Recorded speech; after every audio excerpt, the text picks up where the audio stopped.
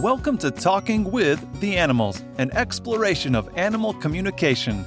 Join animal communicator, craniosacral therapist, and NES practitioner Caroline Pope as she discusses how to understand other species as they truly are, not just from the human perspective. That's right, Mecco. Discover how communicating with our four-legged friends can open up a whole new world for both of you. And now, your host and Australia's most recognized and well-known animal communicator, Caroline Pope.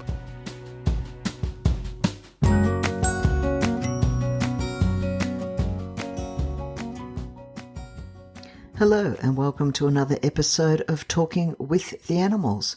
I'm your host, Caroline Pope. Thank you for joining me. Apologies for not being able to podcast for the last couple of weeks. Had a glitch with my recording equipment and Apple weren't able to quite work out what went on. Now, this week, because I've seen so many in the last couple of weeks, and I've had 3 animals complain about it to me, I thought I was going to discuss time.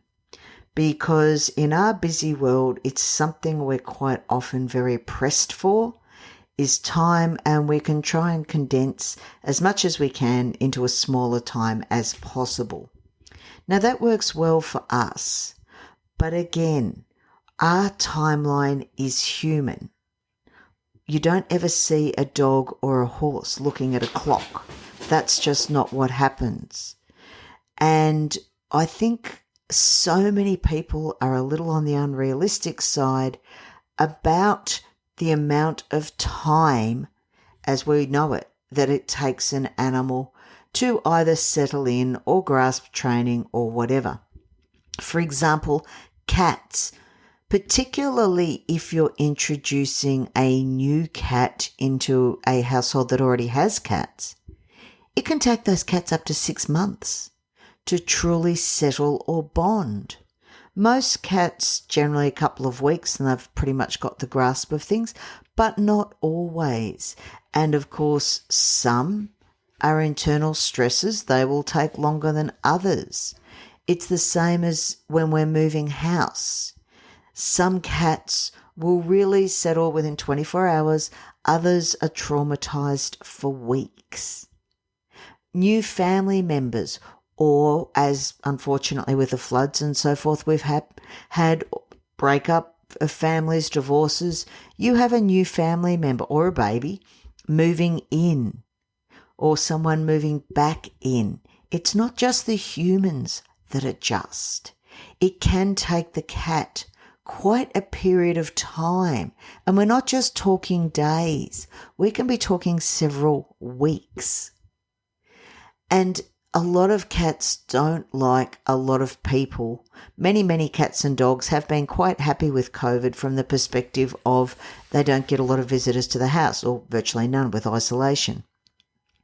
Now, from a cat that's been pretty much, particularly if it's a single person and they've been in isolation, most of the cat's time with the human in the last few years, if they're an older animal or if they're a younger animal, they may not know any different. Now, of course, we want to open up for Christmas, for Easter, we catch up with friends and so forth. And because we settle and adapt so quickly to what we knew, we expect our cat to as well.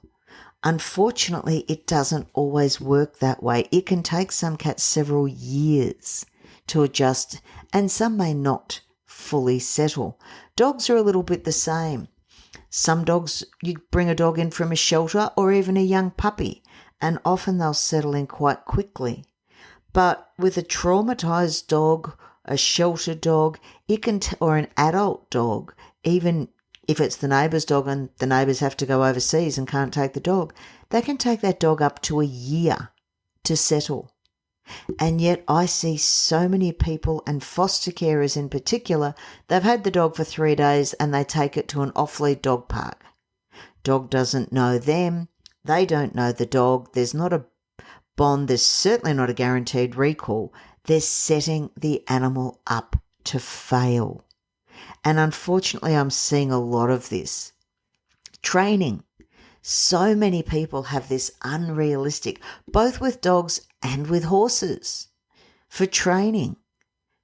What, you think a sit's going to be perfected in 3 minutes? Anyone that trains professionally will tell you it's a never-ending story, particularly with horses and horse training. Their bodies need to be up to it. And so many horses with this so-called dressage we see these days are working at far too young an age. They're not moving properly. They've got their heads yanked down. They can't do what they're being asked to do. To build a horse up fully for dressage with some of the more elite movements can take years. Years. Not days, not weeks, not months, years. And this is why you go back to the Spanish riding school. They were riding those horses long and low for a very long period of time before they started collection. Now, everyone's collection in 2 minutes on a horse that hasn't got the musculature to do so. Again, it's time. We're just being unrealistic. And people will say, oh, but, I want to do, eventing or hunting or whatever. But they don't have the time, or they're not prepared to make the time to train the horse to the fitness level that it requires in order to do it easily, comfortably. We all expect too much. Socialization for dogs, particularly the so-called COVID poppies, it's becoming such a big issue for many of them. People are expecting their dogs to do something in a week. It may take 6 to 12 months for the dog to feel comfortable in different situations. Don't overface your dog. You're only setting it back. And in a lot of cases, unfortunately, the dog will then turn to fear biting, and then it all ends in tears for both you and the dog. We are all unrealistic. Yes, I'm the first to admit the last couple of years, not exactly normal. Pandemic and so forth, it's brought up a lot of issues. People talk about mental health issues for humans. Animals don't have mental health issues in the same way humans do, but they do require the time to adjust. We all do. So please don't be unrealistic about what your dog can or can't do. And particularly, again, with the COVID puppies, people now starting to have parties. I had one, a dog got set up to fail and bit someone. This dog had had virtually no one in during isolation. It had never known much different. It was, I think it's about 2.5 to 3 years of age. So basically, they've had it the whole time throughout the pandemic. They had over 100 people. They've got a beautiful rural property. They had over 100 people over with a dog that they knew was nervous. Oh, but we've done 2 or 3 weeks training in shopping centres and stuff. We thought it'd be fine. Well, there's a big difference between a shopping centre and home, but 2 to 3 weeks, that's not enough. And this is, unfortunately, I don't know whether the dog will be euthanized. I suspect it will. But again, this is because people are completely unrealistic. They're setting the dog up to fail. They had not given it enough time. And quite frankly, that particular dog, I would have either locked away and, quite realistically, I guess, if you've got 100 people in a house, unless you can actually lock the dog in a bedroom or something and take the key, the dog's probably better off property in a kennel, and that way everybody is safe. I can understand why people don't want to put their dog in a kennel while they have family and friends over, but in this case, it would have been better to do so. But they said to me, how long do you think it would have taken? And I said, 2 years? And they've just looked at me completely blankly. We thought it would take 3 days. And this is what people are doing. We are setting a completely unrealistic expectations time-wise of what we would like. And don't get me wrong, I understand why. But it's the animals that pay the penalty. All these horses I'm seeing that people are trying to ride for, getting a few last summer rides and shows now that the weather's turning. Unfortunately, they're not doing enough during the week because, we're all back at work now, this sort of stuff. And because of the completely unrealistic time expectations as far as training and that, these horses are pulling up really sore. I've seen a couple with tendon injuries. I actually sadly saw one break a leg. And one look at this horse's wind and musculature should have told and shown people that it was nowhere near ready. And again, they said to me, why, how long do you think it would have taken? I said, if you're working 4 to 5 days a week, 6 to 12 months training. Oh, I thought the horse could do it in a week or 2. Well, you don't become an elite athlete in 2 weeks. Why would you expect your horse to do so? And unfortunately, again, it's the horse that pays the price. So please, when you're busy, don't expect your animals to fit in. There's no such thing as dog time or cat time or horse time. It takes as long as it takes.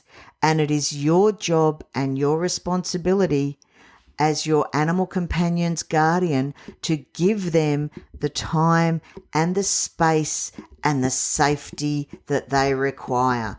Their lives depend on you and you keeping them safe.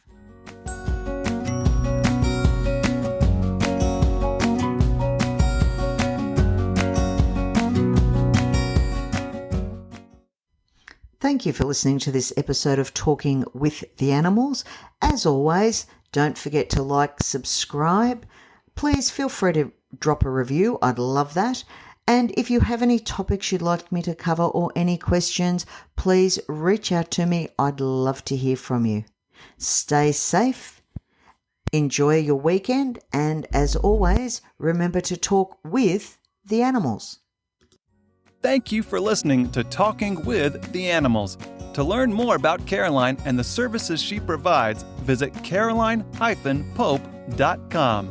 You can also find her on Facebook at Caroline Pope Animal Communicator, CST, and NES Therapy.